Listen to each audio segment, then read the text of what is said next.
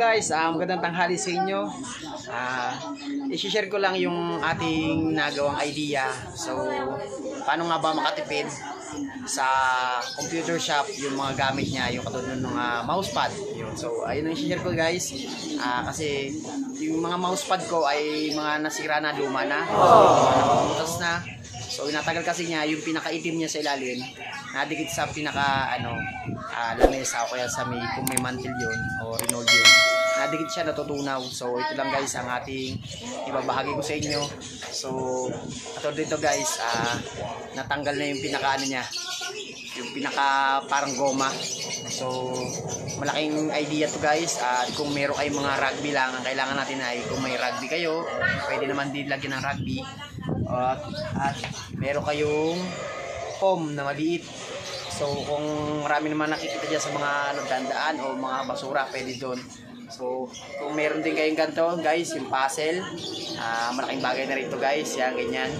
So yung mga hindi nagagamit na guys, kung pwede na pwedeng sapinan niya guys. Yan, ito. So sa akin ginawa ko ay rugby ako. May rugby ako. So ilagyan ko ng rugby itong foam, tapos saka ko siya ilalatag guys. So ayan. So meron na pala akong nagawa kanina. Ayan. So ayan. Wow! So ayan, no. Bali tinahi ko yan guys. Tinahi ko tapos di okay na. So nilabahan ko lang siya guys para mawala yung mga So ito, nilabahan ko. Ayan. So naglaba ko para magpakinabangan ulit. Kasi kung bibili ka at bibili o order ka, so gagastos ka talaga. Pero kung gusto mo makatipid, yun lang ganyan kailangan natin gawin guys. Nakatipid ako. So meron akong foam, may rugby ka, pwede mo lagyan rugby para dikitan mo na lang, dilagyan mo ng rugby. So ginawa ko yon, ginawa ko ay nilagyan ko ng rugby ng kabilaan, kahit hindi naman lahat ito. So yun lang kailangan doon, tapos saka mo tatahiin. So syempre halimbawa wala kang rugby, may rugby sa inyo sa kapitbahay mo, gawin mo muna. So yun, kung may rugby sa inyo sa kapitbahay nyo, manghiram ka na muna yun, kung wala tayong pambili pa. Kung wala naman, pwede naman tahiin. So ayan, nakagawa na ko isa. Ilang gawin natin idea guys. Yung mga luma natin ay labahan natin, pero ayan, bago na ulit. So lalagyan na natin. So update ko na lang guys. At maraming salamat nga pala sa patuloy na pagsuporta at umabot tayo ng 43 subscribers. So yun nga pala ang ating mga manlalaro, papakita ko sa inyo. Ayun guys, ito ang ating mga lalaro. Ayan, si Bugoy. Ay Bugoy, kabay ka Bugoy. Ayun. At saka sila Tutoy, ayan si Larry. Ayun ayan mga kabataan natin guys. May tang pa, may tang. Ayan si Gino. So ayan, at mag-upgrade pa tayo at dadagdagan pa natin yung unit kasi ngayon darating na Pasko. Kailangan marami silang malaruan. So dadagdagan natin, diba? Hintayin nyo ha. Lagyan natin ng crossfire yan para maglalaro ulit sila. So ilangin nila crossfire, tapos nanonood sila ng mga YouTube. Lalagyan mo pa dalawang banana. Oo, dadagdagan pa natin yan guys. So ayan ang computer natin guys. At okay naman siya. At maraming salamat nga pala sa patuloy na pagsuporta. Guys, update ko na kay guys. Maya, papakita ko sa inyo kung paano gawin at paano makatipid sa computer shop. Ayan. So, gagawin tayo ng mousepad. So, ito nga pala ang bago kong binili. And order ko, may stock ako niyan guys. Ayan, bago lang yan. So, kasi natutunaw yung itim nito.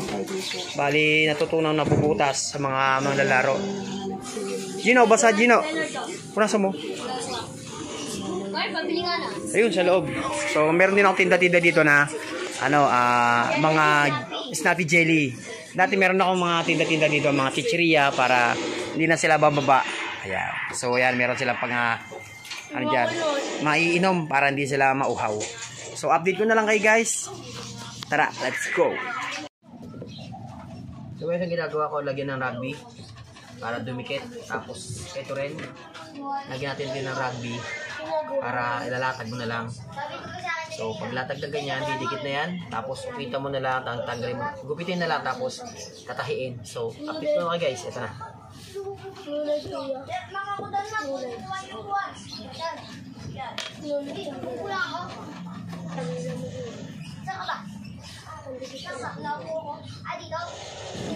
At ito na guys, lagyan na natin rugby. So yan, nilagyan ko na ng rugby. So patapos niyan, kagamit ako ng parang mating na medyo matigas, yung medyo may malambot-lambot din naman para ipapahid natin yan dyan para kumalat yung rugby. So yan, ito na yung rugby guys. At kalat-kalat natin yan para medyo makatipid. Yan. Tapos patutuyuin natin ng konti. Then tapos noon yung pinaka naman ng sapin ng mousepad, kaya naman natin lalagyan. Then pag natuyo na ng konti, ididikit na natin siya. So guys, ito yung pinaka idea ng para makatipid ka, lalo meron kang computer shop, para hindi ka na basa-basa bibili kasi medyo mahal talaga yan guys. Yan, para tapos satahiin mo na lang. Pagkatapos satahiin, hindi magagamit mo na, diba? Malaking tipid guys.